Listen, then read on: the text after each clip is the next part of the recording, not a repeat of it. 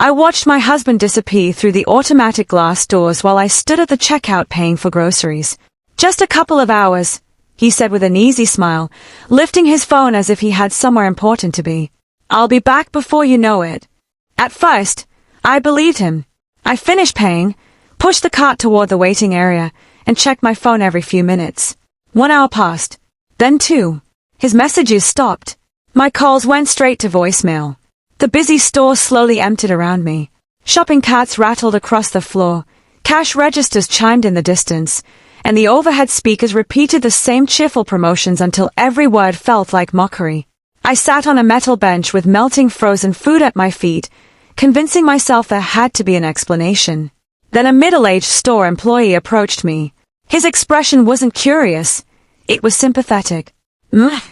He said softly, "Please come with me." My stomach tightened. He led me through a hallway marked employees only and stopped in front of a small security office. Multiple surveillance screens covered one wall. One of the guards hesitated before pressing play. "There," he whispered. The footage showed my husband leaving the store exactly 5 minutes after we separated. He wasn't alone. A young woman climbed into the passenger seat of his car. They laughed. He leaned over and kissed her before driving away without looking back once. The timestamp was impossible to argue with. He had never intended to return.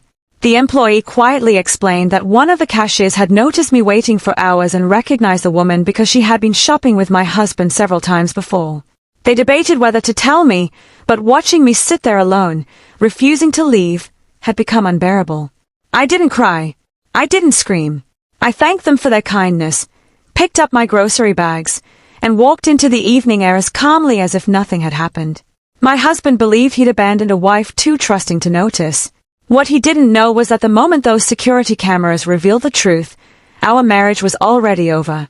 The only thing left was deciding how patiently I wanted to win. I had spent 12 years believing that loyalty was something you prove quietly. I wasn't the kind of woman who demanded expensive gifts or dramatic declarations. I believed love was built in ordinary moments, making coffee before sunrise, remembering birthdays, supporting impossible dreams, and standing beside someone when life became difficult.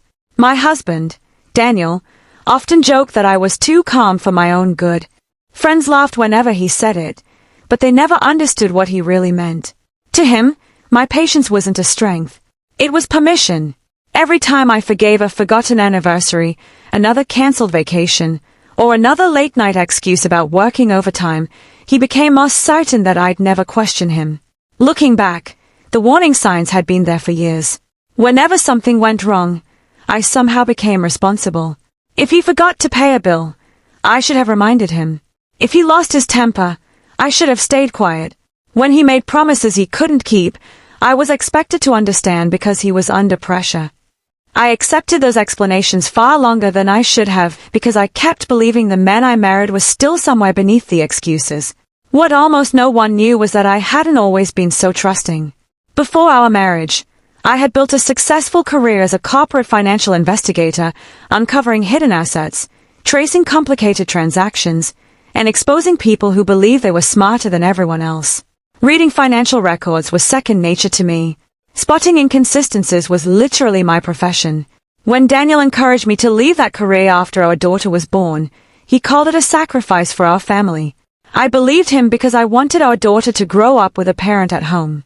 I never regretted choosing motherhood, but somewhere along the way, everyone, including my husband, forgot who I had been before I became the dependable wife who held everything together. Sitting in that security room, watching him drive away with another woman, I realized something unexpected. He hadn't betrayed a helpless wife. He had underestimated the one person who knew exactly how to uncover every lie he thought he'd buried. The security footage didn't create my suspicion. It simply confirmed what my instincts had been trying to tell me for months. Daniel had become a master of tiny betrayals, the kind that looked harmless on their own but formed a disturbing pattern when placed side by side. He no longer looked at me when I spoke. Instead, his eyes stayed fixed on his phone, his thumb scrolling while he answered with distracted hums that barely qualified as conversation. He started guarding that phone as if it contained state secrets. It never left his hand. If it buzzed, he turned the screen away before reading the message. If I walked into the room unexpectedly, His smile disappeared a fraction too quickly, replaced by an expression that was carefully neutral. Our evenings became strangely quiet. We still sat at the same dinner table, but silence settled between us like another guest. The sound of silverware against ceramic plates filled the space where laughter used to live. Every now and then, he'd glance at the clock, checking the time with more interest than he ever showed in the meal I'd prepared. His compliments faded into polite observations. "You kept the house nice. The laundry's done. Dinner smells good." Not once did he ask how I was feeling or what I had done with my day. I had slowly become another part of the furniture, reliable, useful, and almost invisible. Then there were the weekends. Business meetings suddenly appeared on Saturday mornings. Client dinners stretched long past midnight. Conferences seemed to happen every other month, yet he never mentioned the names of the people attending. Whenever I asked a simple question, he smiled with practiced patience. "You worry too much." The words were never loud or cruel. They were delivered gently, almost affectionately, making me feel unreasonable for noticing what was right in front of me. So I stopped asking. Instead, I watched. Old habits quietly returned. I noticed the hesitation before he answered certain calls, the unfamiliar charges on shared accounts, and the expensive cologne he started wearing only on days he claimed to be working late. Daniel mistook my silence for ignorance. In reality, silence was simply where I did my best thinking. The morning after the store incident, Daniel came home carrying flowers and a rehearsed excuse. He claimed his phone had died, an old friend had suffered an emergency, and everything had happened too fast for him to contact me. He spoke smoothly, maintaining steady eye contact, as though confidence alone could rewrite the truth. I listened without interrupting. When he finished, I thanked him for explaining, placed the flowers in a vase, and even smiled. That smile convinced him he had escaped the consequences. He kissed my forehead, relieved, never realizing that I had already seen the security footage from beginning to end. That evening, after he fell asleep, I quietly opened my laptop. Years of investigative work came back almost instinctively. I reviewed our joint finances, downloaded account statements, compared dates, and built a timeline. Every late-night business trip, every unexplained expense, and every missing hour began fitting together like pieces of a puzzle that had been waiting for someone patient enough to solve it. By sunrise, I wasn't searching for answers anymore. I had them. The betrayal wasn't a single mistake. It was a carefully maintained double life funded with money we had earned together and protected by the belief that I would never look closely. As I closed my laptop, I made one promise to myself. I wasn't going to expose him in anger. I was going to let the truth dismantle his life one undeniable fact at a time. I refused to make a single move until every fact could stand on its own. Years earlier, I had built cases that survived aggressive lawyers and forensic audits. Emotion had never won those investigations, evidence did. I approached my own situation the same way, treating every discovery as if it would someday be examined in a courtroom. Over the next several weeks, I quietly gathered records. I downloaded bank statements before they could disappear, copied tax documents, saved insurance policies, and photographed receipts that didn't match the stories Daniel had been telling me. I organized everything by date, creating a timeline that exposed exactly when his lies had begun and how much of our shared money had supported them. I also scheduled a private consultation with a respected family law attorney. I didn't ask for revenge. I asked for strategy.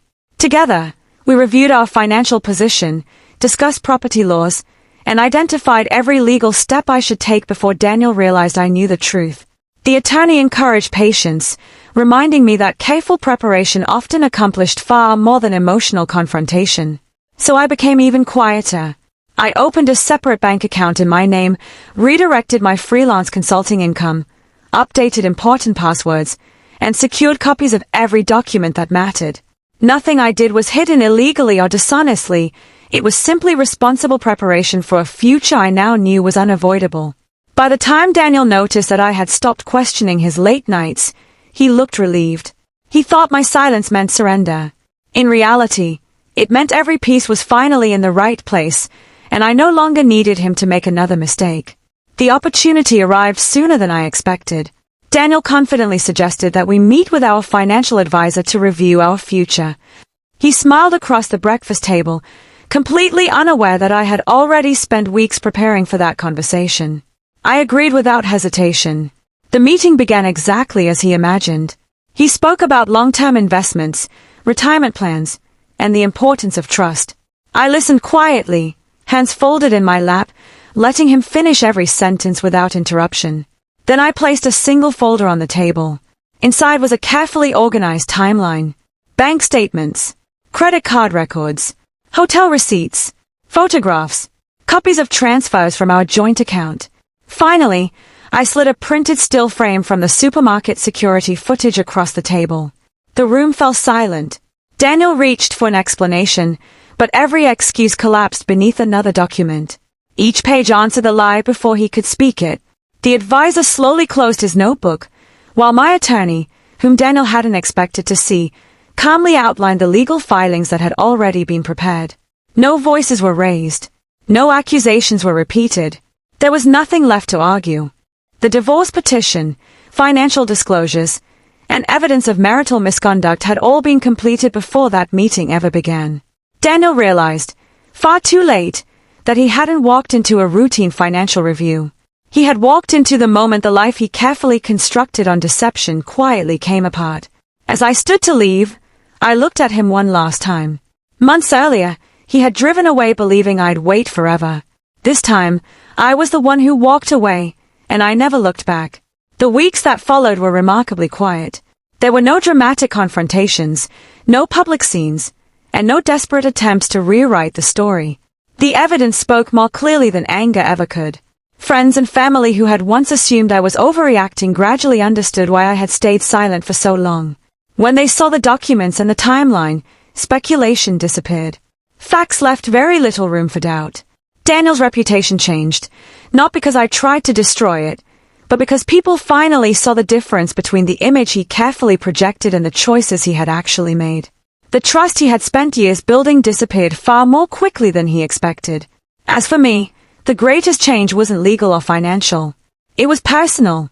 For the first time in years, I stopped questioning my own instincts.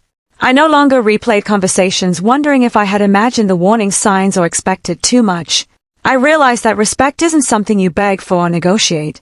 It's reflected in everyday choices, especially when no one is watching.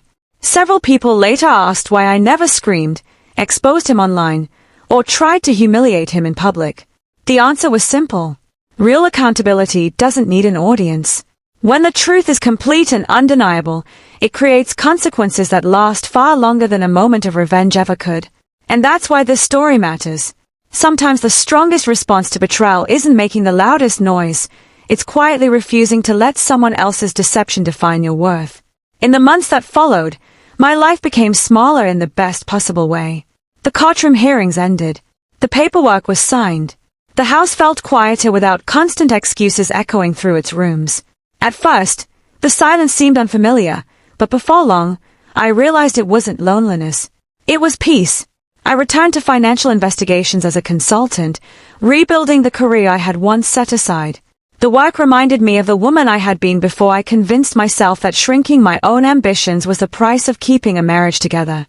This time, I made decisions for my future instead of waiting for someone else's approval. My daughter noticed the difference before anyone else. One evening she smiled and said, "Mom, you laugh again." That simple sentence meant more than any court order or financial settlement ever could. I never wished for Daniel's life to fall apart. His choices created those consequences long before I uncovered them. I simply stopped carrying the weight of protecting someone who had never protected me. People sometimes ask whether revenge brought me happiness. It didn't. The happiness came from reclaiming my confidence, trusting my instincts again, and realizing that walking away from betrayal isn't losing, it's refusing to lose yourself. Looking back, I no longer remember the supermarket as the place where my marriage ended. I remember it as the place where I stopped waiting for someone who had already left, and finally chose not to abandon myself. Sometimes the greatest victory isn't watching someone else fall. It's quietly becoming someone they can never diminish again.